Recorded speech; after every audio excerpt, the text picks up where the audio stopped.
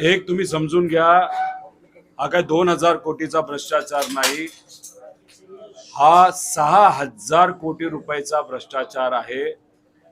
गरीब रुग्णांना जी ॲम्ब्युलन्स दिली जाते सरकारच्या माध्यमातून ती खरेदी करण्यामध्ये व तसंच दरवर्षी ती चालवण्यासाठी हा कॉन्ट्रॅक्ट काढण्यात आला होता। सुमित ही जी कंपनी आहे ती पिंपरी चिंचवडची कंपनी आहे आणि त्या कंपनीला हा कॉन्ट्रॅक्ट त्या ठिकाणी दिला होता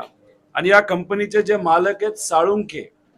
हे आज सत्तेत असणारे जे शिंदे गट आहे, जो शिंदेचा पक्ष आहे एकनाथ शिंदे साहेबांचा, त्यांच्या अतिशय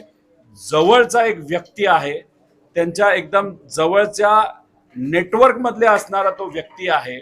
आणि कदाचित त्याच्यामुळेच त्या साळुंखेला हे काम दिलं ज्याच्यामध्ये 6000 कोटी रुपयाचा भ्रष्टाचार आहे। हा मुद्दा आम्ही अनेक वेळा